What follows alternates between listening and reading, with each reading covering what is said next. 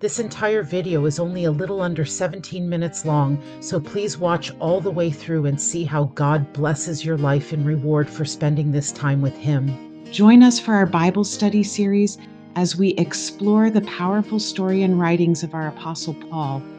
Let's dive deep into the teachings and uncover the profound messages within this chapter. Before we get started, I want to tell you that Jesus loves you much more than you could possibly imagine. You may think you are not worthy, but you are. All you have to do is ask Him to forgive you, and He will. He wants to have a relationship with you.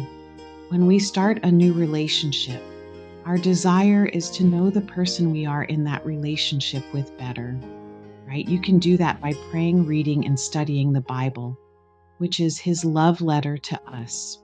Go ahead and get out your pen and paper.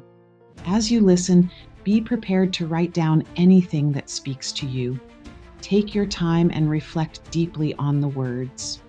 If you really want to get the most out of this chapter, you can download my Bible study template in the description below. It will help you dive deeper into what I read today, as well as a link to my Bible study tutorial video. You can pause this video at any time. Doing so will ensure you don't miss anything while you are taking down notes. And please don't forget to like, share, and subscribe. This will ensure you never miss an update.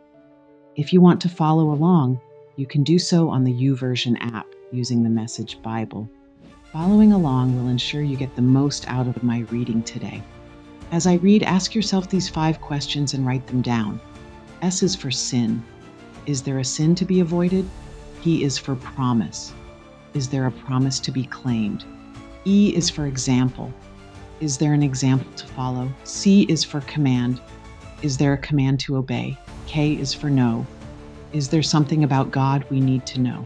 Today I am going to read Galatians chapter 3 and 4, so sit back and enjoy God's word for the day.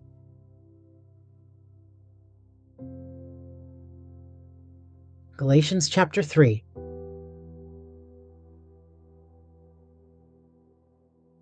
Trust in Christ, not the law.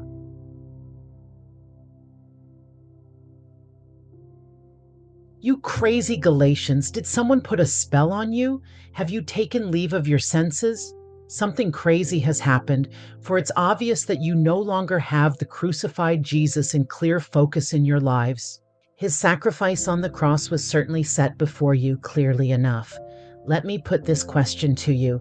How did your new life begin? Was it by working your heads off to please God? Or was it by responding to God's message to you? Are you going to continue this craziness? For only crazy people would think they could complete by their own efforts what was begun by God. If you weren't smart enough or strong enough to begin it, how do you suppose you could perfect it? Did you go through this whole painful learning process for nothing?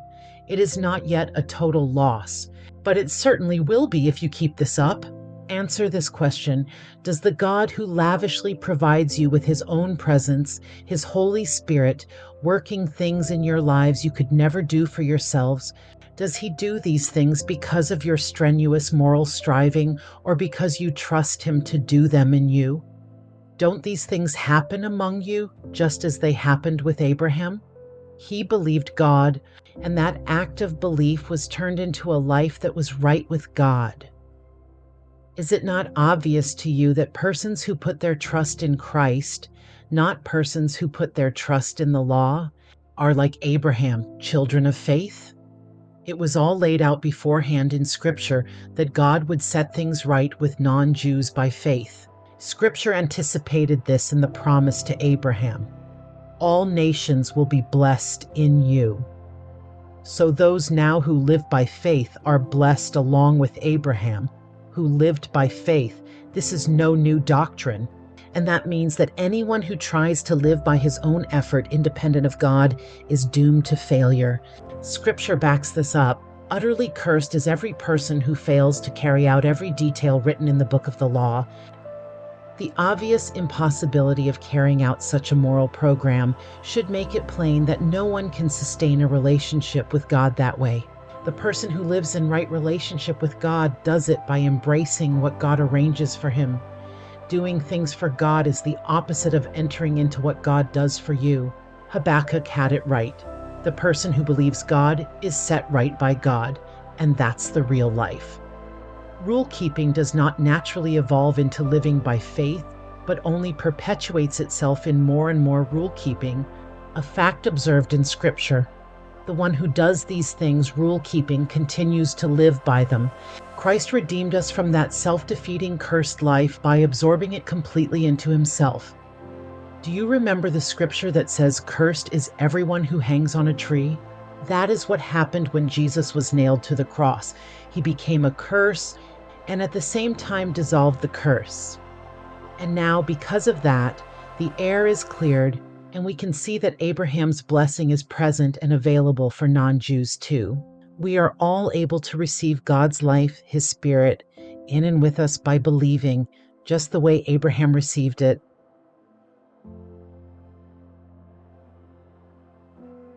Friends, let me give you an example from everyday affairs of the free life I am talking about. Once a person's will has been signed, no one else can annul it or add to it. Now the promises were made to Abraham and to his descendant. You will observe that Scripture, in the careful language of a legal document, does not say to descendants, referring to everybody in general, but to your descendant. The noun note is singular, referring to Christ. This is the way I interpret this. A will, earlier signed by God, is not annulled by an addendum attached 430 years later, thereby negating the promise of the will. No, this addendum, with its instructions and regulations, has nothing to do with the promised inheritance in the will. What is the point, then, of the law, the attached addendum? It was a thoughtful addition to the original covenant promises made to Abraham. The purpose of the law was to keep a sinful people in the way of salvation until Christ, the descendant, came, inheriting the promises and distributing them to us. Obviously, this law was not a first-hand encounter with God. It was arranged by angelic messengers through a middleman, Moses. But if there is a middleman, as there was at Sinai, then the people are not dealing directly with God, are they? But the original promise is the direct blessing of God received by faith.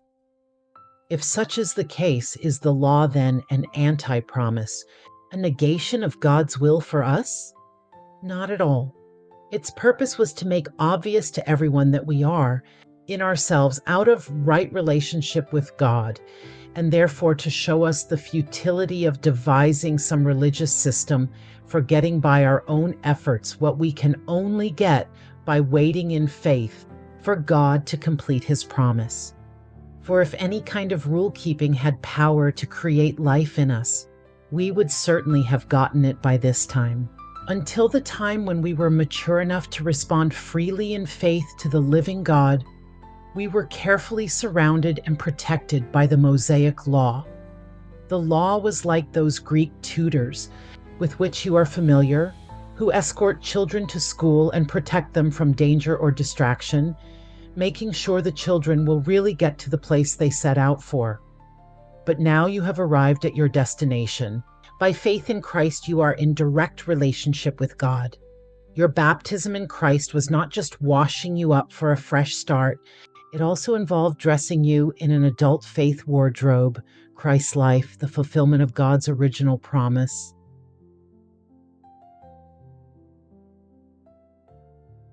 In Christ's family,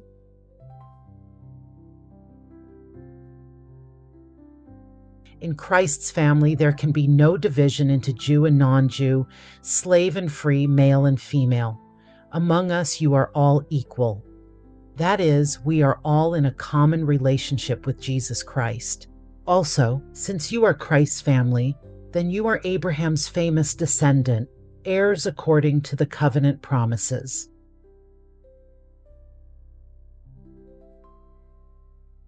Galatians chapter 4.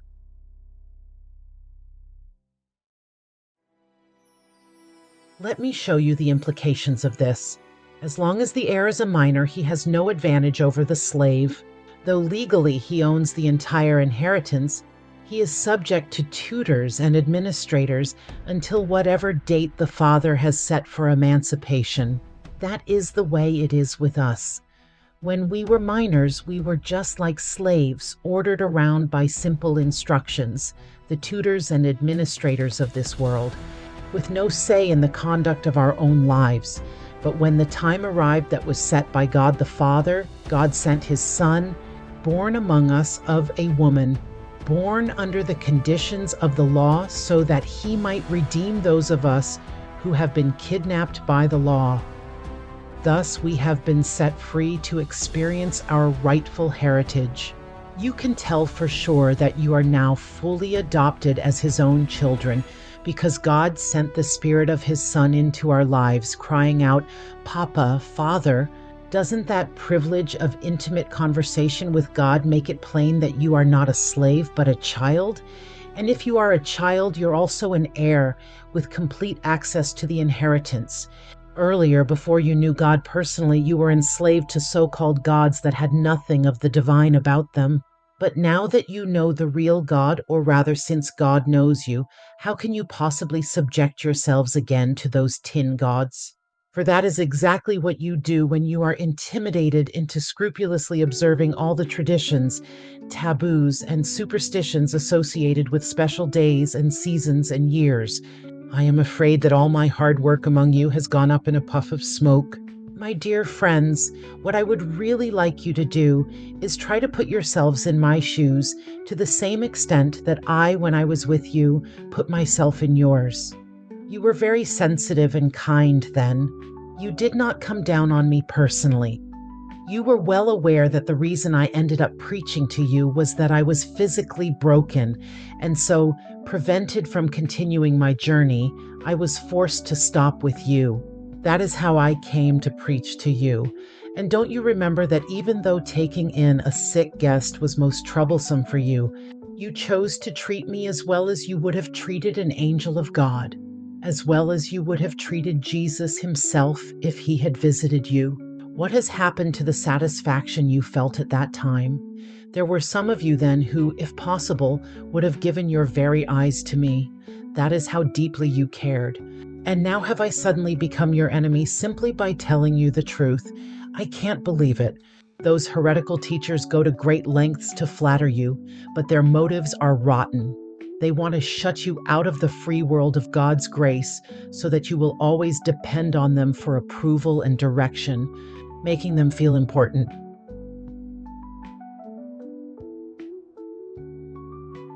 It is a good thing to be passionate in doing good, but not just when I am in your presence.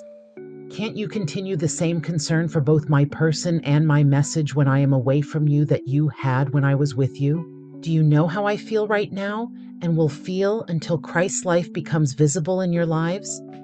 Like a mother in the pain of childbirth. Oh, I keep wishing that I was with you. Then I wouldn't be reduced to this blunt letter-writing language out of sheer frustration. Tell me now, you who have become so enamored with the law, have you paid close attention to that law? Abraham, remember, had 2 sons, one by the slave woman and one by the free woman. The son of the slave woman was born by human plotting. The son of the free woman was born by God's promise. This illustrates the very thing we are dealing with now. The 2 births represent 2 ways of being in relationship with God. One is from Mount Sinai in Arabia.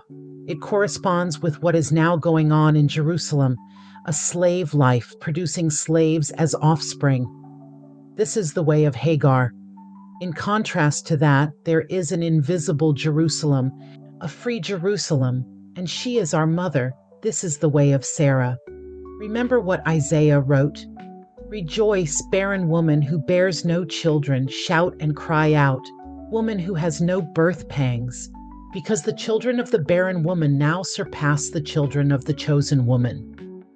Isn't it clear, friends, that you, like Isaac, are children of promise?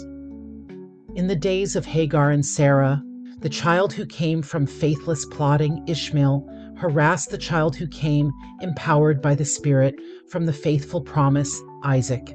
Isn't it clear that the harassment you are now experiencing from the Jerusalem heretics follows that old pattern? There is a scripture that tells us what to do. Expel the slave mother with her son, for the slave son will not inherit with the free son. Isn't that conclusive? We are not children of the slave woman, but of the free woman.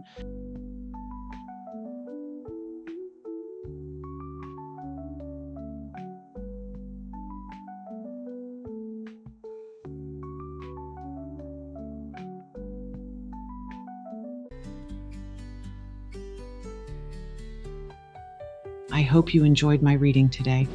Now let's take a moment to review the SPEC method questions again.